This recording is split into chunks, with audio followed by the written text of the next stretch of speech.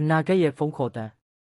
ည7:00 နာရီတိတိမှာကိုတက်ရဲ့ဖုန်းထဲကို message တစ်စောင်ဝင်လာတယ်။မနှက်ဖြန်မင်းမသွားရင်အသက်ရှင်မယ်။ဖုန်းနံပါတ်ကတခါမှမတွေ့ဘူးတဲ့နံပါတ်ဖြစ်တယ်။သူကအခါတိုင်းကိုသိချင်တယ်။ဒါပေမဲ့တမီးနဲ့အကြ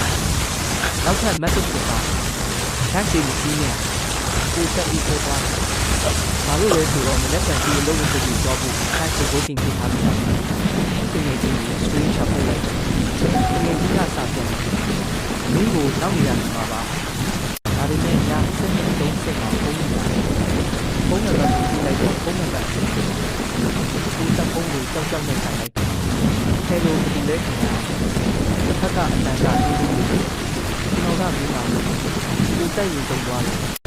ဘာလို့ပြောနေတာလဲတစ်ခါကဆက်ပြီးလာတယ်မနေ့ကထိုင်းစီကိုတက်ရင်မသိဘူးကိုပြောတယ်ဖုန်းချသွားတယ်ညလုံးကိုတက်မအိမ်နဲ့ရောက်တော့ history မသွားဘူးစဉ်းစားပြီးလောက်ကအရေးကြီးလို့နေနောက်ဆုံးထားစင်ထားပြီးထွက်လာတယ်ကားတစ်ဝက်လောက်ရောက်တော့ရှေ့မှာ truck တစ်စီး control လုပ်ပြီးတိုက်နေဖြစ်လာတယ် taxi ကားသမားက emergency brake နေလိုက်လို့ကားကလမ်းဘေးကိုလှည့်ထွက်သွားတယ်ကိုတက်အသက်ရှင်သွားတယ်ဒါပေမဲ့ကားသမားကပြန်လှည့်ပြီးနေတယ်ညကကျွန်တော်ပို့ထားတဲ့ message တွေဖတ်ပြီးပြီလားကိုတက်မျက်လုံးကြည့်သွားတယ်ခင်ဗျားကဘာလုပ်လဲကားသမားကဖြည်းဖြည်းပြုံးပြီးပြောတယ်မင်းရဲ့အနာဂတ်လေးပြီးတော့ကားရဲ့နောက်ကြည့်မှန်ထဲမှာကားသမားရဲ့မျက်နှာကကိုတက်မျက်နှာနဲ့တပုံစံနဲ့ဖြစ်နေပါတော့တယ်